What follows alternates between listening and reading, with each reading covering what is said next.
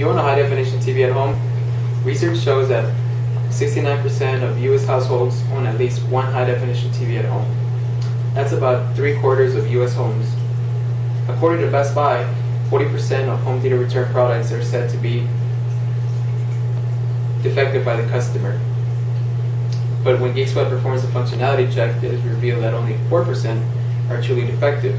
That shows that customers aren't properly connecting their components correctly. So I will show you how to properly connect all the components to your high definition TV the right way.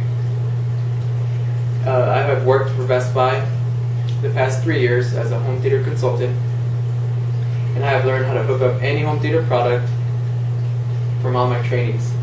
I also own many home theater products. I will be explaining 3 basic things. One is going to be which cables to use,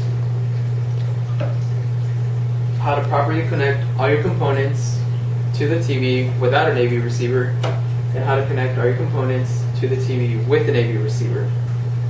So let's go ahead and start with an HDMI cable. You will need a couple of HDMI cables depending on how many components you have. HDMI stands for High Definition Multimedia Interface. You probably want HDMI 1.4, so you will be compliant with the new high tech, so you won't have to worry about upgrading the cables later on in the future. You will no longer need the yellow, red, and white connection, because that's a thing of the past. You'll need a home theater surge protector for power surges and fluctuations, and you'll also need some speaker cable. Okay, so let's go ahead and start by connecting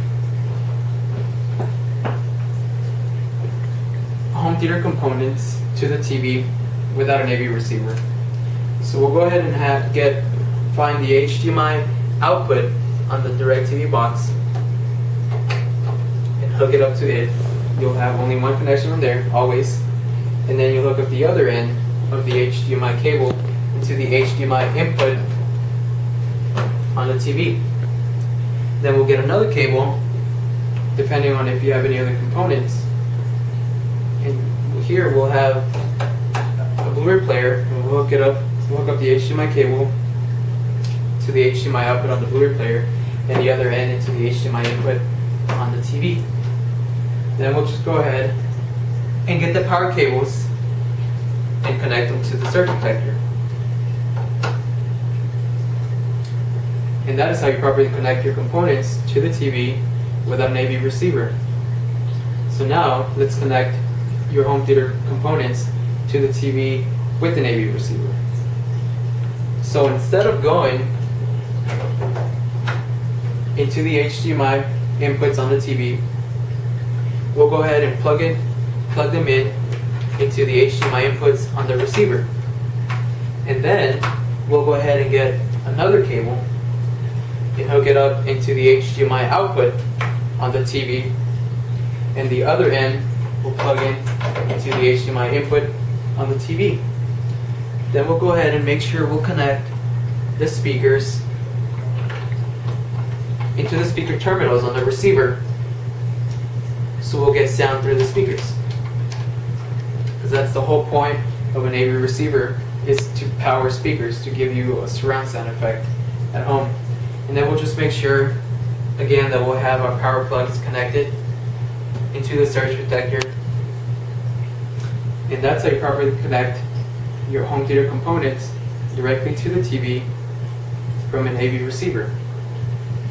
So I have showed you how to properly connect all the cables from your home theater components to the TV with an AV receiver, and how to properly connect your components to the TV without an AV receiver, and which cables to use. You'll need HDMI cables and some speaker cables depending if you're using a receiver, but just make sure you don't use the yellow, red, and white cables, because like I said before, that's a thing of the past, so you no longer use those. So today almost everyone has a high-def TV, and every year that goes by, people are replacing their older standard definition TV with a new HD TV. More and more people are adding HD components, but only a few can figure out the process of connecting everything. So when you buy your next HDV or HD component, remember that it is supposed to be a complicated process and shouldn't be stressful. All of these technologies were developed to make sure your home theater experience is so much better.